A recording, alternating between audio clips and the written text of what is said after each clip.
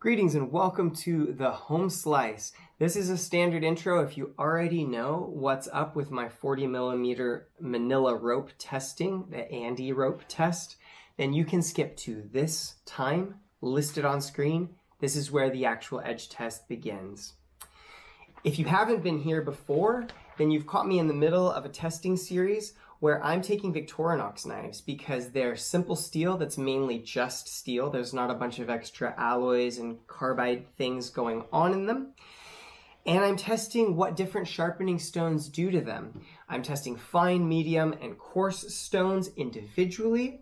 Then I'm taking the best from those and I'm making what's called a dual grit edge. If you're new to the channel, a dual grit edge is where you sharpen one side coarse or medium and the other side of the edge you sharpen fine. It has some really interesting characteristics. Usually it creates an aggressive edge that lasts longer than it normally would with either coarse or fine, with some exceptions, which we're testing to find out.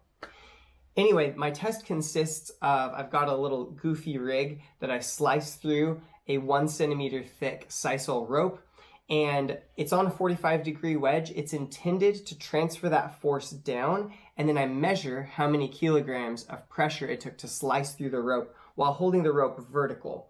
That's intended to take forward motion and quantify how much pressure it took to slice through. This gives you some rough idea of edge aggression. The next test is to cut through a 40mm thick manila rope, and then I test on a Best machine tester to test how keen and nice the edge stayed. I do that until it's over 400 grams on the Best tester, checking with Microscope and checking to see when it loses shaving capability in between tests. After 3, I will hammer the edge into a pine piano leg, and that's just to see if any of the edges break on impact. There are certain sharpening methods I've found that create an edge that's not as robust to impact tasks, and I want to kind of weed those out because for a working edge, I want it to be reasonably durable. Anyway, that's what we're testing for today. In just a second, we'll skip right over to the test footage, and I will let you know what the finishing stone that we're actually testing was. Just a note before we get started, some guys have asked for scaling, and this is a measuring tape in millimeters. And as I try to get that mark on the left-hand side centered, I find I can't quite get the mark on the right on screen. So my best guess is that fully zoomed in, as all these tests are, my microscope, the full screen shoots about 1.8 millimeters. Now I've put 36 hyphens on screen, which means each of those is roughly 50 microns. So I'll bring that back later in the videos for scale.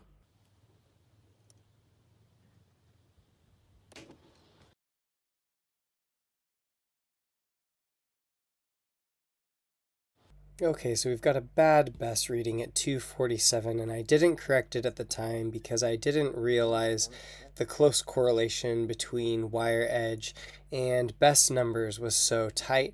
But I had to do this test anyway because I'm a nerd, and I know that the Spyderco ultra fine ceramic stone actually sharpens metal by kind of micro welding or gluing itself to the metal and shearing it off. It's an adhesive stone with really good results, and the Arkansas translucent stone does the same. They're both stones that remove metal not by abrasive wearing but by what's called adhesive wearing.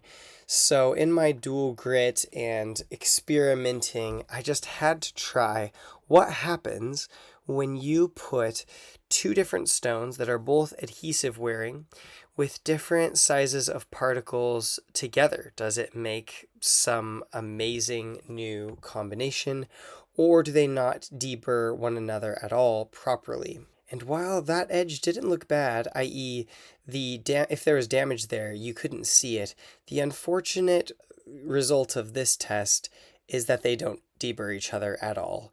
We've gone one pass, we're already up over 400 grams on the Best machine, so I wouldn't recommend trying this unless you have a really fancy stropping protocol which could remove some of that damaged metal. Honestly, that's all I wanted to find out, so if you want to see my last video, it's on screen now. For the rest of you, I'll say peace out from the Home Slice.